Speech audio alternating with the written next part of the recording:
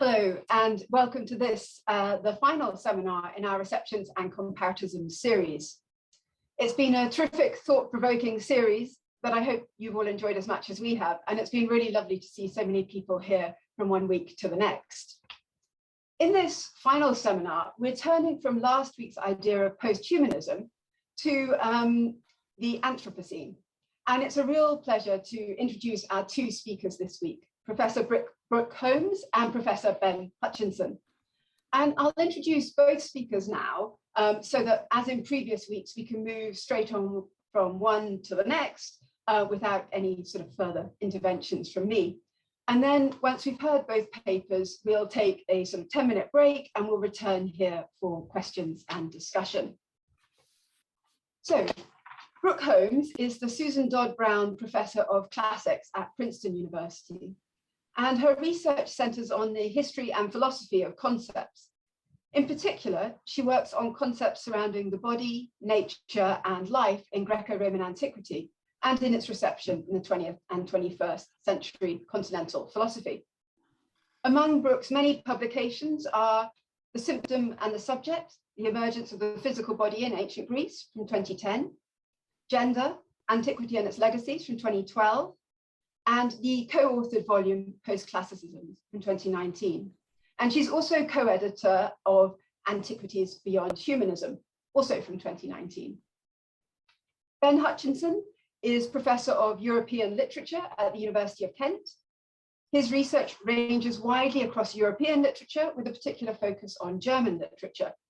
And among his many books are Rilke's Poetics of Becoming from 2006, Modernism and Style from 2011, Comparative Literature, a very short introduction from 2018, and The Midlife Mind, Literature and the Art of Aging, which came out just last year. Ben also writes for the TLS, the Times Literary Supplement, the Observer and the Literary Review. And he's Honorary Secretary of the British Comparative Literature Association, with whom we've been collaborating for this series, of course. So welcome both of you, and Brooke, I'll hand over to you now. Great, thank you so much, Justine. Can you hear me? Great. So I want to begin today by recognizing that both the university where I'm employed, Princeton, and the building where I live and where I am now in Upper Manhattan stand on lands which are part of the ancient homeland and unceded territory of the Lenape peoples.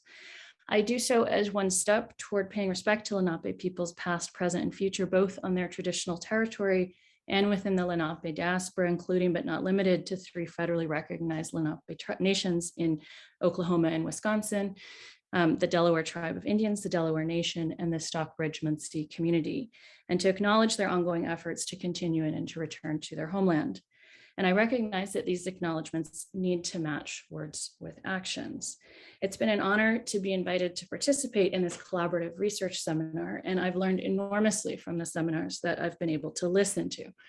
I'm really grateful for the opportunities I've had to see where I need to learn and do more, with gratitude to Clara Bozek-Schroeder for her modeling of land acknowledgement last week, and to the co-founders of the Lenape Center, Joe Baker, Curtis Zuniga, and Hadrian Kumans for their publicly available guidance for residents of New York City, and to Sean Maxim, the Associate Provost for Diversity and Inclusion at Princeton. And I've included some references in the Word document, or the PDF, sorry, of my talk. So my hope here in the time that I have is to give a few possible ways into the concept of the Anthropocene as a live problem from the angle of a partially disciplined classicist with training in comparative literature. I've noticed with some relief that other speakers have faced the challenge I felt in preparing for this talk. You're given a gigantic consequential concept in an allotment of 15 to 20 minutes. At the same time, it's worth starting out by emphasizing the Anthropocene enfolds the problems of scale and compression within itself. On the one hand, it's become the dominant narrative and conceptual frame for climate change as a process unfolding at the planetary level. On the other hand, the Anthropocene was first introduced in 2000 to describe a break in the stratospheric record between the Holocene, the epoch encompassing all of human history, and then some, and a very recent moment when humans became a geological force. Now, which historical moment precisely has been a matter of debate, with 1610, the 1800s, and the mid-20th centuries as the main contenders. In 2019, scientific consensus settled on the most recent date in the 1950s. But whichever date is chosen to mark epochal origin, the term itself is designed to inscribe human agency within geological time and the planet's inscription into the annals of human history. In recent years, more and more attention has been paid to the alignment of these historical markers of a new geological era with what Catherine Youssef has called, quote, histories of colonial earthwriting. Revisiting each of the three major candidate origin points for the Anthropocene in her 2018 book, A Billion Black Anthropocenes or None, Youssef has shown that each of the three can be reread in terms of geopolitics and historical waves of settler colonialism and genocidal violence in the Americas, the exploitation of enslaved people of African descent, especially on sugar plantations in the Caribbean, and the displacement and forceful irradiation of Pacific Islanders through nuclear arms testing in the last century. It's this convergence of the time of Earth systems scientists with the time of historians of modern imperialism and colonialism that has motivated Dipesh Chakrabarty to propose the planet as a category of what he calls humanist thought. At the same time, the Anthropocene's claim on universalism has increasingly come under criticism. The critique has been justifiably leveled from one angle at the implication of a universalized responsibility to, quote, we humans. Many scholars and activists have sought to focus blame on the escalation of practices of extraction, pollution, and consumption under the rise of capitalism in the early modern period, and the minority of human beings who bear disproportionate responsibility for a damaged planet. Nor is harm equally shared. Evidence of environmental racism and the disproportionate harm of climate disasters mounts daily, not only in statistics or in media images, but in the lived experience of millions of people. These critiques extend to the universalism implied by the figure of the anthropos as the face of species life and the forms of humanism that have been allied to the various projects of European modernity baked into this contemporary moment of climate catastrophe. So decolonial practices of interrogating the notion of the human work together with the narration of the Anthropocene's beginnings in geopolitical processes of imperial expansion, land dispossession, and extraction. Indeed, they work together with critical assessments of the Anthropocene's ongoing role as a conceptual and narrative frame for climate change and ecological crisis, that in fronting the anthropos as a geologic subject includes ongoing operations of race, gender, and sexuality in the constructions of a planetary we, and as the Métis scholar Zoe Todd has argued, erases indigenous cosmologies. In short, as a narrative frame, the Anthropocene shapes not only how, quote, we understand environmental collapse, but also the terms on which a we is imagined as the subject of collective action or resistance in the face of that collapse. As Zakiya Iman-Jackson writes in Becoming Human, Matter and Meaning in an Anti-Black World, how we tell stories can open on to, quote, modes of worlding that are more advantageous to life writ large. So where does classics, or more broadly the study of ancient Greece and Rome, or the wider Mediterranean or globalized ancient world fit into all of this? One place to start, and here I'm following on the work already done in an earlier presentation in this series by Madhura Umachandran and Tella Ward, is to examine critically the reception of Greek and Roman authors in the construction of the humanist subject deployed as a central legitimating fiction for racial enslavement and colonial expansion in the early modern period. We could point here to the use of theories of environmental determinism and racism sourced from Hippocratic texts like Airs, Waters, Places, and the recurrent role of Aristotle's Scala Naturae and Jackson's analysis of what she calls anti-Black animalization in Enlightenment philosophy. Moreover, Jackson reads the making of what she calls blackened humanity through an optics of matter and form that takes up the metaphysics of matter and form, especially allied with Aristotle, but pervasive throughout Greek philosophical authors and in the reception of Aristotle. For Aristotle, as well as for many of these authors, one of the organizing and also confounding terms in thinking the human qua anthropos is nature, or physis, or natura, in Greek and Latin respectively. So we loop back to the Anthropocene here via a term that, like the human, has been central to defining its scope, namely nature. The stakes of naming the Anthropocene are, of course, the demarcation of a geological era that begins with what Bill McKibben famously called in his 1989 book, The End of Nature.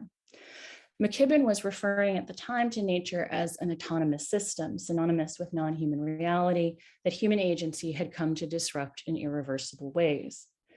The prefix "scene," moreover, implicitly codes the Anthropocene as a reality primarily legible through scientific discourse and ways of knowing.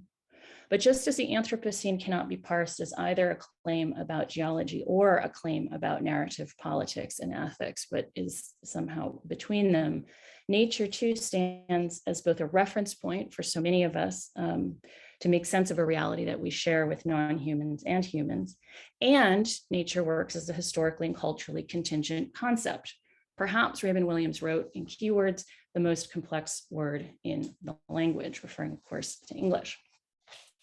So like the human, nature has been subjected to renewed attention in recent years in conjunction with the theorization of the Anthropocene. The idea of nature has come under attack, notably by Bruno Latour, in favor of alternatives better equipped for environmental politics like ecology and Gaia. Anthropologists have sought to demonstrate the ontological parochialism of what Philippe Descola and Eduardo Viveros de Castro have called, albeit with different theoretical commitments, mononaturalism. That is the belief, which is usually coded as Western and modern, that a single nature grounds reality. A concept of nature is in this sense analogous to a concept of the human in being a lure for universalism. Here too, questions arise regarding the use and abuse of ancient Greek and Roman sources in the early modern period in the service of the epistemic and extractive control of the non-human world together with the exploitation of non-white peoples. That exploitation was justified in part precisely through the proximity or the alleged proximity of these peoples to a purported state of nature. So the relationship of human and nature is not simply analogous. They're imbricated in one another, and their entanglement is part and parcel of a history of both the anthropos and physis as Greek terms that became backbones of a diasporic Hellenism propagated primarily by texts. Early Greek texts within what by the end of the 5th century BCE is called the inquiry into nature foreground the human being as the privileged recipient of a nature. So it's worth emphasizing that the relationship between the human and nature that the Anthropocene assumes in positing the upending of nature's control over the human is also built into the conceptual topology of the Anthropocene through its long genealogies of man and nature.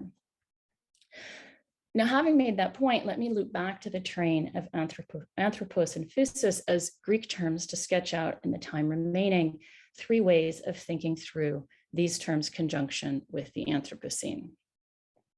I've already started to trace the first of these in my preceding remarks that speak to the colonial problematics of man as imbricated in the reading of Greek and Roman texts as authoritative humanist texts used to legitimate new logics of racialization and exploitation from the early modern period onwards. Part of this work lies in tracing a reception of anthropos qua man.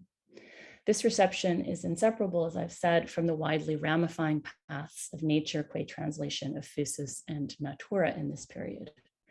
Nature, therefore, demands this kind of critical work of provincialization that's been summoned to the site of the human or man.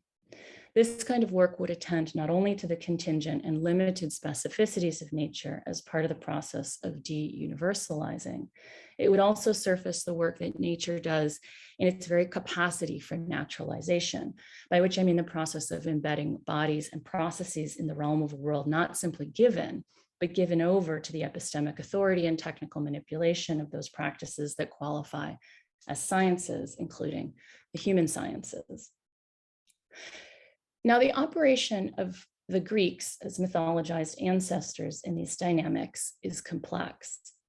But under the pressures of time, we might chart them along a couple of interdependent axes. On the one hand, a number of early modern natural philosophers thread their own thinking through the reading and rereading of texts written in Greek and oriented toward nature as both an object of expert knowledge and an enduring puzzle. The privilege of these texts, especially under the intensifying racialization of science and philosophy, as the pinnacle of man's capacity to know the world, repeatedly shapes Greece as an origin point of Western civilization. On the other hand, Romanticism and other forms of anti-modern modernity position Greece as the pristine landscape of a human nature uncorrupted by alienation from the world, a positioning that, as I've argued elsewhere, continues to haunt biopolitics also as a regime to resist. These plots of modernity speak against any narrative that would see in the Anthropocene a new beginning, even when it is being declared a historical or geological rupture. As a narrative frame, it encompasses recursive engagements with ancient Greece and Rome in the thinking of the relationship of man and nature. My second point is that for all that ancient Greek and Roman authors and the civilizations that they metonymically represent are deployed as figures to legitimate man and nature as the property of modern Europe, ancient texts are also being read and used for their working through of these concepts, physis anthropos, as problems. From this perspective, I suggest that the texts of classicized authors like Plato, Aristotle, and Galen, who are canonized essentially in antiquity, can contribute to the provincialization of the concepts of man and nature precisely because they can support the work of defamiliarizing the forms of world making that these concepts have helped to sustain. So at one level, this is about reading ancient texts that have been repeatedly deployed in the longue durée inquiry into nature to diagnose the different kinds of cosmological and anthropological work they can be seen to condition, that is in a kind of Foucauldian spirit, as well as the kinds of disruption that they can perform. So here I'm thinking, say, of the gendering and the racing of the physical body, that is a body with a nature of physis as it emerges as an object of the medical techne in the 5th and 4th centuries BCE. Now, things are made more complicated here by the very need to defamiliarize ancient Greek and Roman texts in their own historical and cultural specificity, to block, that is, the misrecognition of us in them, whether in the spirit of universalist or biological humanism, or in the spirit of a Western coded as white. The challenge then is to refuse both the myth of continuity and the myth of rupture. With that caveat in mind, I offer another example of ways in which texts can be revisited to both provincialize and animate conversations about cosmology and anthropology, namely the persistent disruption that atomist materialisms have played both within the ancient inquiry into nature, but also the repeated diagnosis in modernity, especially over the last 100 years, of what Louis Althusser called the underground current of materialism, especially via Lucretius. So as such, we might say that the De Rerum Natura is available to attempts to challenge imperialist regimes of extraction, driven by infinite desire, as Lucretius would put it, and to articulate an ethics of embodied living together. The third point that I want to make is that acts of reading ancient texts within an inquiry into nature are necessarily imploded within narratives and practices of community and kinship that are understood as both trans-historical and contemporary and subject to continual remaking. Insofar as it occludes this, classicism is analogous to the Anthropocene as a concept that risks universalism. And as I've suggested, not only analogous, but bound up in the construction of the Anthropocene as at once coterminous with modernity in its radical newness and entangled in cosmologies of man and nature, sustained in part through both the reading of ancient texts and strategic affiliating to Greco-Roman ancestors. So what this means, to put it simply, is that there's no way, I think, of disentangling narratives of classical antiquity from the narrative of the Anthropocene. So we have to think about what kinds of stories we tell, not just of one or the other, but of both together. For that reason, I would suggest that we imagine the inquiry into nature as a nonlinear, diasporic, materialist reception tradition that fans out over millennia through both the engagement with texts and the formation of communities of people, making elective affinities at once trans-historical and lived in the present. So both texts and communities of readers open up ways of thinking about a materiality of reception. That materiality can also be seen to work through the serialized decentering of text in their nomadic movement through what Emily Greenwood has called the omnilocal, to evoke the idea that classic texts are, quote, cultural composites that result from successive readers and audiences encountering and making sense of these works. I'm especially interested in rereading the Hellenism of nature, concept of nature, through a logic of reception. Now, I don't want to conflate ideas and texts here, and that is in looking to the increasingly self-conscious tradition of texts that position themselves as writing on nature, paraphyseos, I'm not making a claim that this tradition arises ex nihilo. It is itself multiply entangled in other Mediterranean cosmologies, as Tom Davies has recently mapped in his dissertation. We can speak more about this, but given the shortage of time, and I'm wrapping up, I instead want to emphasize two critical parts of embedding the discourse of the Anthropocene in an ancient reception tradition organized around nature, both of which I develop at greater length in the book on sympathy that I'm working on now. So first, this kind of approach refuses the Heideggerian vision of nature as an idea sprung fully formed like Athena as an object of Greek contemplation. Instead, it looks in particular at discourses of nature as dynamic. And in at the emergence in the post-classical period of the concept of capital N nature, what I mean by that is a notion of nature as a trans-individual force that organizes different natures into a community. So the emergence of this concept to make sense of the relationality between natures within a cosmopolitics being theorized within new networks of power and contact in the Hellenistic and Roman Mediterranean. From this perspective, the discourses of sympathy that emerge in the later 4th and early 3rd centuries BCE help produce what we could call an ontology of the relation within discourses that are affiliated to Greek physiologia. The second point I'll make is that tracking sympathy in a reception tradition also makes more visible the extent to which physiologia travels as a site of what I would call cosmological experimentation, continually remade through cross-cultural encounter, especially between physiologia and late Babylonian celestial science, Egyptian cosmologies and techniques, and Roman political theology. Now, my point here is not a romanticized multiculturalism. Rather, it's again to try to disrupt spatially as well as temporally the reification of Greek nature as either forerunner to European modernity or its abandoned home. This seems to me a crucial counterpart to de-reifying and de-universalizing the narrative of the Anthropocene, but also to refusing narratives of Greek origin while holding on to the provincialization of an inquiry into nature. Such a project aligns itself with the spirit of what Tamara Chin has recently defended as contact philology and archaeology as the planks of a post-colonial global antiquity. Part of the challenge in advocating for this, I would say, is to see models of relationality as constantly shot through with power and empire and colonization, so not just flat networks.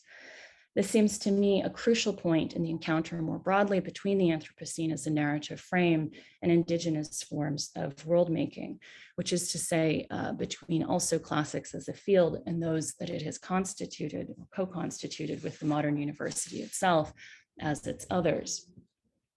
Nevertheless, I hold out some hope that physis shaken loose from both obsolescence and teleology, and instead prismatically seen and indeed impossibly compassed within global networks of relation and reception, both ancient and modern, might help undo the assumed universalisms of the Anthropocene and yield space to a range of other forms of world making.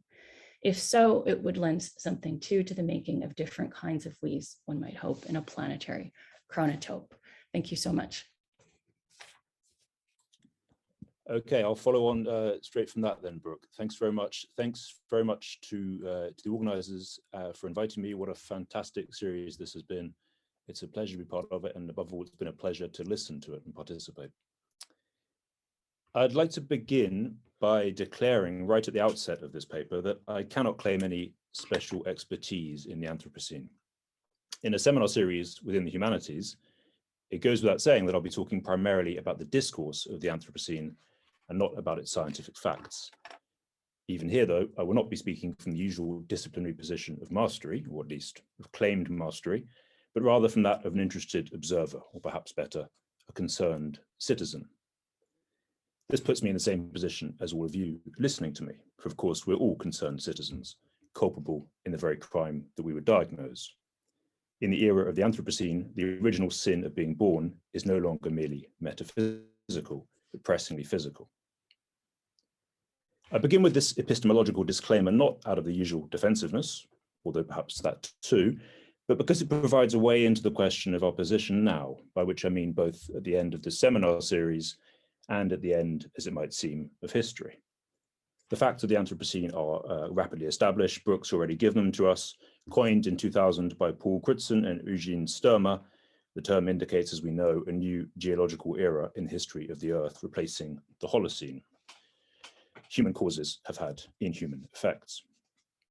This is about as far as the facts go, though, since the temporal framework of this intervention is hotly contested. Brooke's already mentioned this too.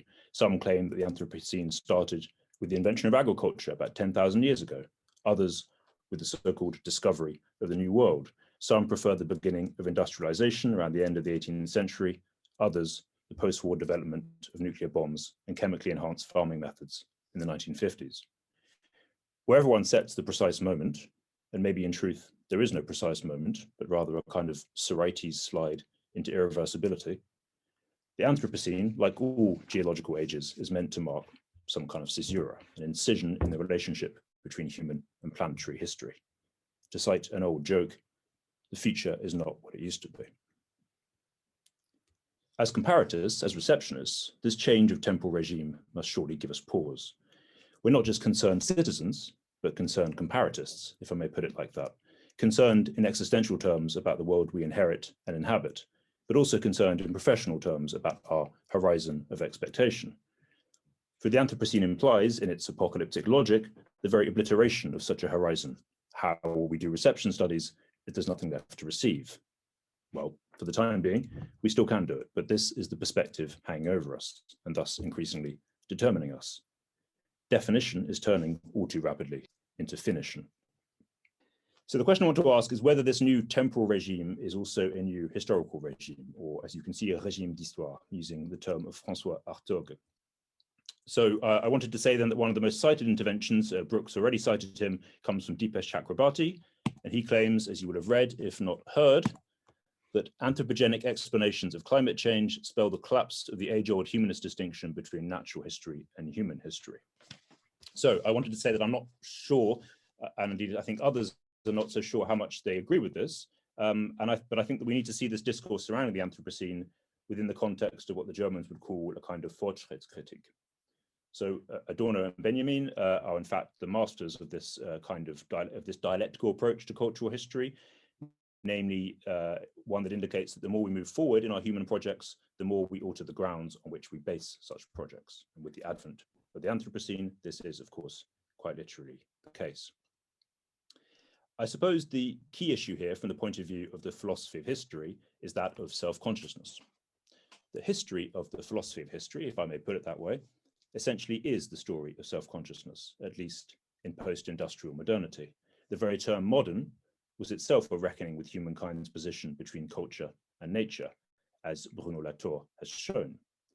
From Hegel's understanding of Geist as self-unfolding to Renan's understanding of progress as the first time that humanity s'est comprise et réfléchie, from Karl Jasper's conceptualization of the post-war Zeitgeist to Foucault's conception of the episteme, there are all so many versions of the way we choose to see ourselves in the age of man.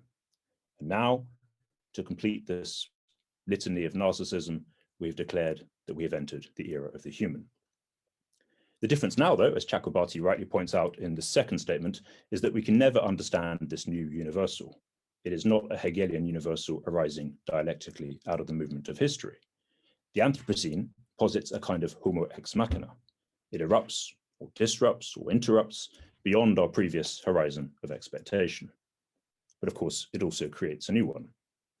So I want to think a little bit with you in the time that's left to me, in the rapidly decreasing time that's left to me, about this double movement. What do I mean by double movement? Simply this: the Anthropocene is both a full stop and a longue durée, both an apocalypse now and an apocalypse coming. It positions us not only at the notional end of history, however we now define this, but also within deep history, looking all the way back through the geological ages. It is both an ending and an acceleration, both ecological and conceptual, both physical and metaphysical. It is at one and the same time both chronos and kairos. We can understand this double movement in cultural terms, I want to suggest, by viewing it as a kind of lateness. For to be late, of course, can mean both to be near the end of something, i.e. late in the day, and beyond it, i.e. dead. Such, it seems to me, is our position in the Anthropocene, positioned as we are between pre- and post-catastrophe. We're in something like the position that Benjamin describes in his theses. I wonder what Benjamin would have said about the Anthropocene when he observes, if we could have the next slide, please. Click again, please. So Benjamin observes, you recall this famously in his theses about the philosophy of history, the paltry 50 millennia of Homo sapiens constitute something like 2 seconds at the close of a 24-hour day. On this scale, the history of civilized mankind would fill 1/5 of the last second of the last hour. The present, which as a model of messianic time comprises the entire history of mankind in enormous abridgment, coincides exactly with the stature which the history of mankind has in the universe. To put this more concisely, with the next slide, please, l'humanité est une tard devenue. We can go back one, thank you. In the words of Bruno Latour again. We are latecomers, gate crashers, and now party poopers. Human time, the Anthropocene, has replaced messianic time. In this very last paper of the series, I want to conclude our reflections by looking back to what Emily Greenwood, in the very first paper of the series, referred to as the importance of the conjunction and in reception and comparatisms. And is, of course, the defining conjunction of comparison, the ancient and the modern, the West and the East, the North and the South. To compare is to speak of one thing and another. So what I now want to ask is, if we could have the next slide, please, how does the Anthropocene force our and, if you'll forgive the terrible Cockney pun? In some ways, the Anthropocene is the ultimate comparative term, since it encompasses everything, both reception and comparison. We might compare it in this regard to Spivak's notion of planetarity, or even to Tagore's conception in 1907 of Vishvasahitya, or world literature, as an ecological category. It is no coincidence, I'm not the first to point out, that world literature and the Anthropocene both emerged as discursive terms at the same time, around the turn of the new millennium, world literature, of course, re-emerging. Self-consciousness about our globalized age defines them both. And yet, for the same reason, it seems to me, both terms risk obviating the very possibility of comparison, since if they encompass everything, then where is the tertium comparationis? Where is the Archimedean point on the Anthropocene? For better or worse, for better and worse, the term totalizes. Like Auerbach's conception of the philology of world literature, the philology of the Anthropocene simultaneously realizes and destroys the dream of global comparison. Admittedly, it is universal and at the same time, of course, utterly uneven, since its results are felt so differently in different parts of the world. Yet I fear we are too entangled in it to achieve critical distance, as suggested by all those contemporary novels and films driven by what Alex Beecroft in his Ecology of World Literature calls plots of globalization, or entrelacement. The etymology of the Anthropocene is akin in this regard to that of the pandemic. I think we need to come to the slide, please. Just keep going down and stop there, thank you. So the etymology of the Anthropocene is akin in this regard to that of the pandemic, in as much as both terms suggest that there is no outside to our inside, at least not in human terms. To paraphrase Derrida, you have that there in front of you, il n'y a pas de hors peste. I think we need to acknowledge this entanglement and build it into our critical perspective. One way to do this, as I have been suggesting, is to see the Anthropocene as a philosophy of history.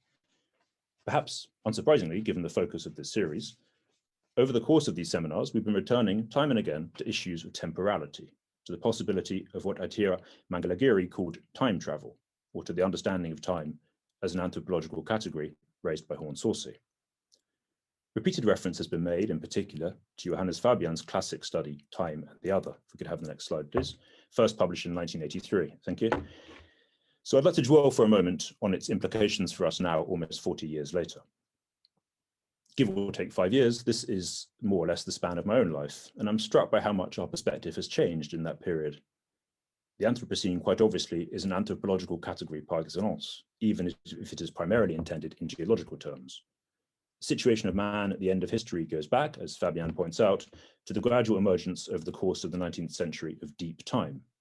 Not only Darwin, of course, but also before him, Lyell's principles of geology played crucial roles in the emergence of the discourse. Since then, we have become used to placing different eras and societies at different positions on this temporal continuum. And in doing so, as Fabian famously points out, we have denied coevalness to many a so-called primitive culture.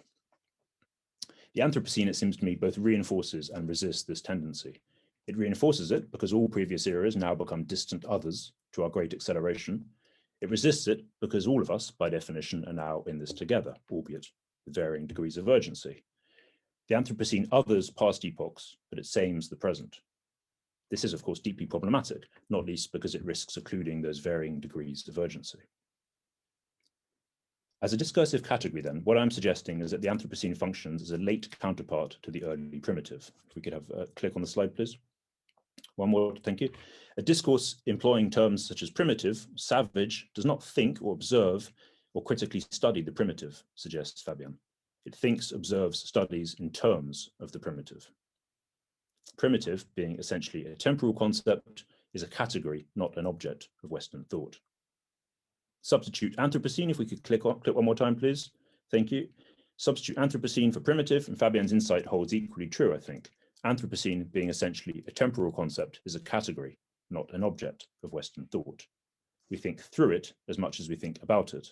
We experience it as much as we observe it. What position does this leave us in as critics in the age of the Anthropocene? What epistemological perch, if not purchase, do we have left? I'd like to conclude by suggesting, following last week, that we're not so much post-human as late human. I'd like to conclude by suggesting, in tribute to the classical nature of this series, that we in the 21st century are in a position akin to that of the Platonic category of the opsimath. If I could have the next slide, please. Thank you. The opsimath, as Plato conceives him in The Sophist, is someone who learns late in life. Winckelmann, for instance, in Disraeli's literary character of Men of Genius, describes himself in these terms. Are we now opsimaths in the history of humanity? What does it mean to understand ourselves, in Gottfried Benn's terms, I had them on the first slide, as at the late end of history compared to our primal ancestors? Well, I've identified various categories of lateness elsewhere. Lateness as embarrassment, decline, hollowing out, myth, eschatology. And the Anthropocene maps, it seems to me, onto many of them. There's no doubt, moreover, that it maps in all sorts of ways, not least the purely chronological one of referring to the post-war period, onto the discourse of late capitalism. Could you click, please, Claire? Just once more, thank you. The Anthropocene, in many regards, is the geological embodiment, perhaps we must say the geological consequence of late capitalism. Indeed, we may even be able to draw on the more positive aspects of lateness, on its call to consciousness of our diminishing powers. As Marcella Ward noted in her contribution to the series, ends that seem to be world-ending may in fact be generative. The nagging question that remains, though, is whether it is in fact too late for us to learn. What if we remain not so much post-human or ahuman, as we heard last week, as human or too human? What if we're not so much beyond the human as its embarrassed accumulation? One of the key ways in which the human is different to other animals, to pick up our discussion of Aristotle and post-humanism of last week, is surely that the human is much, much, much more destructive, not to say self-destructive. We may be late learners, but we also, I fear, late never learners. 2 weeks ago, we heard about Sylvia Winter's conception of the human as a discursive category. We heard about her acronym NHI, you have it there on the screen in front of you, or no humans involved. The era of the Anthropocene, of course, is TMHI. If you could click, please, Claire. There are too many humans involved. However unevenly we are distributed across the earth. In the era of the Anthropocene, one more click, please, we hear an echo of Jude's children killing themselves because we are too many. Overdeveloped, under-restrained, haunted by our own mortality, as we 21st century humans undoubtedly are, perhaps the Anthropocene, the human era, if we could click again, last final slide, please, might better be called, one more time, please, the Opscene, the late human era. Perhaps in the end, we're not so much post-human as late human. Thank you.